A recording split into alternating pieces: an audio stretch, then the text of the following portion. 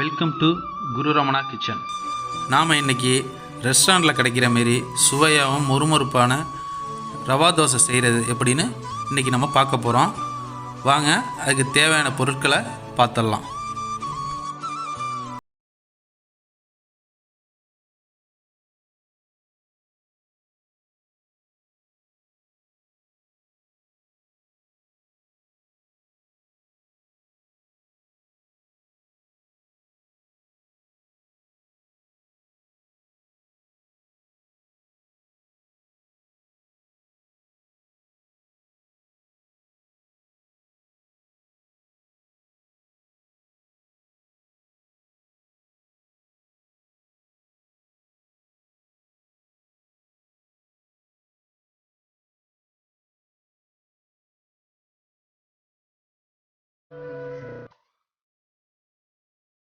இப்போ செய்முறையை நம்ம பார்த்துடலாம். ஒரு சில்வர் வேஸ்டனில் தேவையான அளவு உப்பு,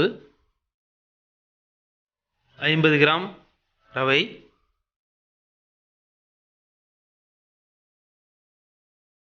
அரிசி மாவு 150 கிராம்,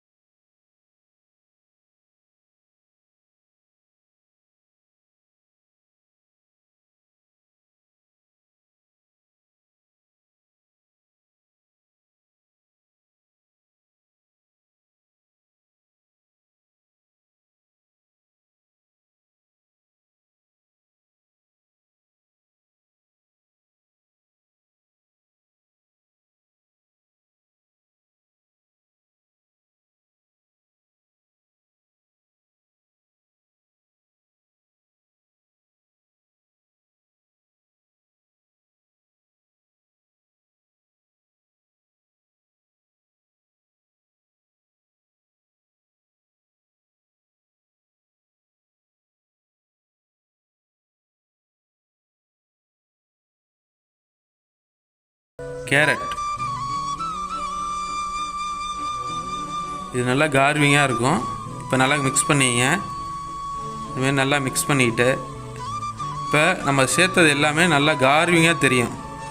பொட்டுக்கடலை, மிளகு, ஜீரகம், கேரட்டு இதெல்லாம் பார்த்தீங்கன்னா தோசை மேலே அப்படியே நல்லா கார்விங் பண்ண மாதிரி நல்லா அழகாக இருக்கும்.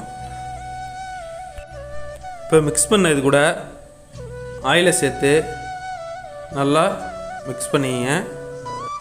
இப்போ நமக்கு தோசை மாவு ரெடி ஆகிட்டு, திரும்பவும் இந்த மாவை நல்லா தண்ணியாக கரைச்சிக்கிட்டு ஒரு டம்ளரில் எடுத்துங்க. மிதமான சூட்டில் இருக்கிற தவாவில் அப்படியே ரவுண்ட் ஷேப்பில் அப்படியே சுற்றி ஊற்றுங்க. அந்த கேப் விழுந்த இடத்துல எல்லாத்தையும் மாவால் அப்படியே ஃபில்லப் பண்ணுங்கள். தவா மிதமான சூட்டில் இருக்கணும். அப்போ தான் நமக்கு மொறுமொறுப்பான தோசை நமக்கு கிடைக்கும். கமெண்ட் பாக்ஸில் ஒரு நண்பர் விறகடுப்பில் சமைங்க அப்படின்னு சொல்லியிருந்தாங்க. அவங்க வேண்டுகோளுக்கு இணங்க நம்ம அந்த ரவா தோசை விறகடுப்பில் தான் யூஸ் பண்ணியிருக்கோம். அந்த நண்பருக்கு மிக்க நன்றி. இப்போ இது கூட ஆயிலை சேர்த்துங்க. நம்ம விருப்பத்துக்கு ஏற்ற மாதிரி நெய்யும் சேர்த்துக்கலாம்.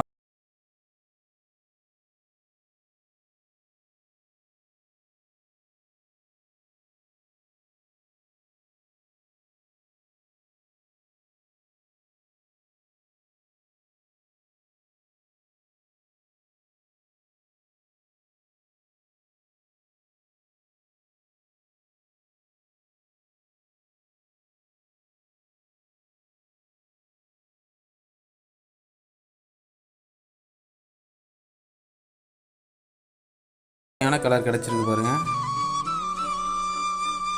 ஒரு மிதமான சூட்டில் இதை நம்ம வேக வச்சோம்னா கண்டிப்பாக இந்தமாரி முறுவலான தோசை நமக்கு கிடைக்கும்.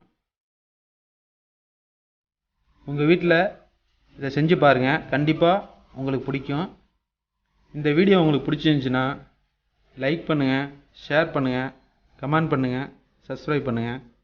நன்றி, வணக்கம்.